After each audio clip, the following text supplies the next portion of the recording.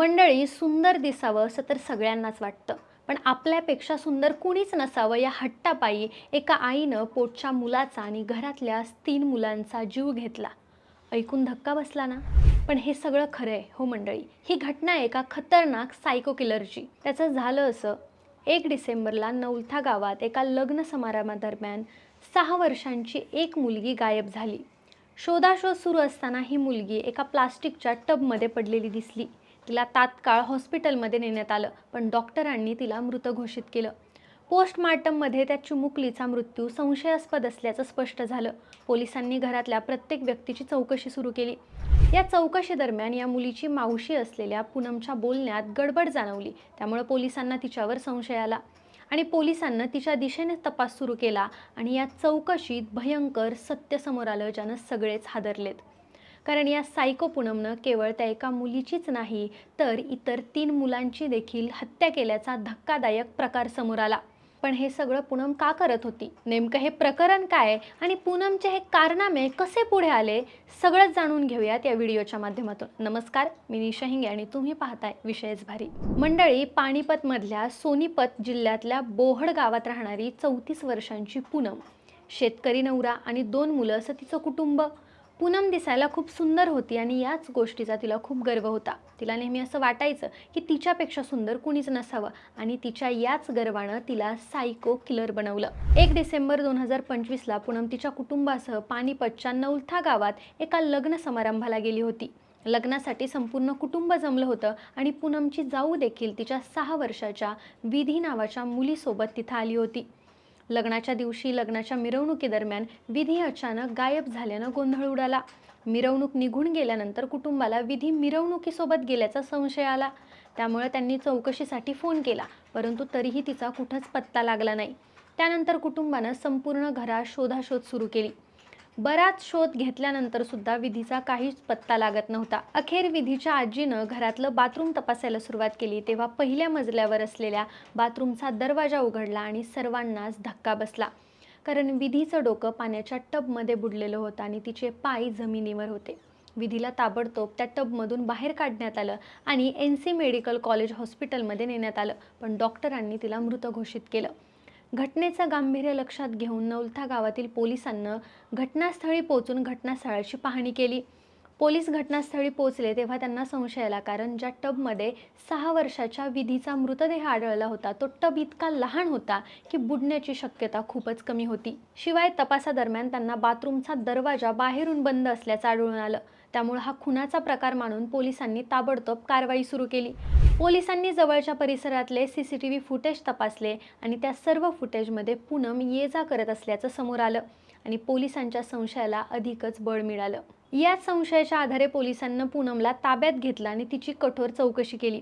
पोलिसांनी दबाव टाकल्यानंतर पूनम थोडी गडबडली आणि समोर आलं एक सगळ्यांना चकित करणारं सत्य. खरं तर पूनम विधीची मावशी होती. सुंदर मुलींना पाहून पूनमला राग यायचा. तिला असं वाटायचं की तिच्यापेक्षा सुंदर या घरात कुणीच नसावं. या विकृत मानसिकतेतून पूनमनं 6 वर्षाच्या भाचीचा म्हणजेच विधीचा जीव घेतला होता. एवढंच नाही तर पोलिसांच्या चौकशीदरम्यान दुसरं पण भयंकर सत्य समोर आलं, ज्यात पूनमनं मान्य केलं की फक्त विधीचाच नाही तर याआधी तिच्याच घरातल्या 2 मुलींचा आणि स्वतःच्या पोटच्या मुलाचा पण तिनं जीव घेतला होता. ते कसं, तेही पाहूयात. 2023मध्ये पूनमनं तिच्या नंदेच्या सुंदर मुलीला देखील पाण्याच्या टाकीत बुडवून मारलं होतं. हे सगळं तिच्या मुलाने पाहिलं, त्यामुळं तो हे सत्य घरच्यांना सांगेन. त्यामुळे या सायको किलर पूनमनं स्वतःच्याच पोटच्या मुलालाही त्याच टाकीत बुडवून मारलं. त्यावेळी कुटुंबानं हा अपघात मानून वेदना सहन केल्या. त्यानंतर 2025मध्ये पूनम सिवाह गावातील तिच्या माहेरी परतली. तिथं पूनमने तिच्या माहेरी असलेल्या तिच्या निष्पाप भाचीलाही अशाच प्रकारे पाण्यात बुडवून मारलं होतं. तिथं पण लोकांनी हा अपघात मानला आणि त्यामुळेच आता पूनमच्या मनातली भीती पूर्णपणे गेली होती. म्हणूनच पूनम तिच्यापेक्षा सुंदर दिसणाऱ्या मुलींना मारत सुटली होती. ती प्रत्येक वेळी मुलींना बुडवून मारायची आणि दुर्घटना असल्याचं सांगून स्वतः मात्र वाचायची.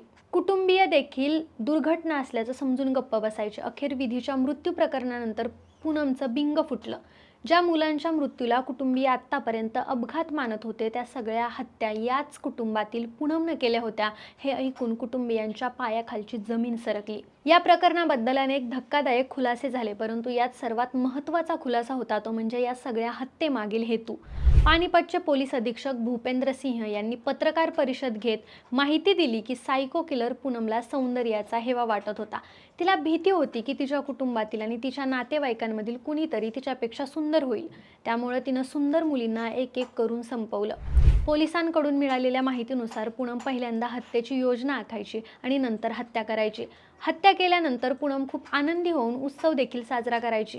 तसंच सोनीपतमधल्या पूनमच्या सासरवाडीत चौकशी केल्यानंतर मात्र वेगळीच माहिती समोर आली. त्यांच्या म्हणण्यानुसार पूनम अनेकदा आपला आवाज बदलून एखाद्या पुरुष आत्म्याने आपल्यात प्रवेश केल्याचा दावा करायची. मी 3 मुलांना मारलंय असं ती कधी कधी सांगत असल्याचंही त्यांनी सांगितलं. त्याबरोबरच पूनमचा उत्तर प्रदेशातील कैराण्यातील एका तांत्रिकाशी देखील संपर्क असल्याचं तपासात समोर आलं. आता या सिरियल किलर पूनमला न्यायालयीन कोठडीत पाठवण्यात आलंय. CIAच्या टीमनं अवघ्या 36 तासात संपूर्ण प्रकरणाचा छडा लावलाय. पोलीस अधीक्षकांनी सांगितलं की हे प्रकरण अत्यंत संवेदनशील आणि भयानक आहे, कारण आरोपीनं तिचे गुन्हे लपवण्यासाठी पोटच्या मुलालाही सोडलं नाही. हरियाणामधल्या या घटनेनं एकच खळबळ उडाली आहे, कारण पहिल्यांदाच एका महिलेनं तिच्याच घरातील 4 निष्पाप लहान मुलांचा जीव घेतलाय. खरं तर आत्तापर्यंत ऐकलं होतं की आई स्वतःच्या जीवाची पर्वा न करता मुलांचा जीव वाचवते, मात्र या घटनेत याच्या उलट झालंय. एका आईनं स्वतःला वाचवण्यासाठी पोटच्या मुलाचा जीव घेतलाय. मंडळी, खरं तर आज समाजात बाहेरील सौंदर्याला इतकं महत्त्व दिलं जात आहे की या कारणांमुळे लोकांची मानसिकता बिघडून लोक असली विकृत कृत्य करतायत. त्यामुळे आता कोण काय करेल याचा काही नेम राहिला नाही. बाकी हरियाणातील ह्या पूनमची खतरनाक गोष्ट ऐकून तुम्हाला काय वाटलं हे आम्हाला कमेंटमध्ये नक्की सांगा. आणि सोबतच आपल्या विशेष भारी या यूट्यूब चॅनलला सबस्क्राईब करायला विसरू नका. धन्यवाद.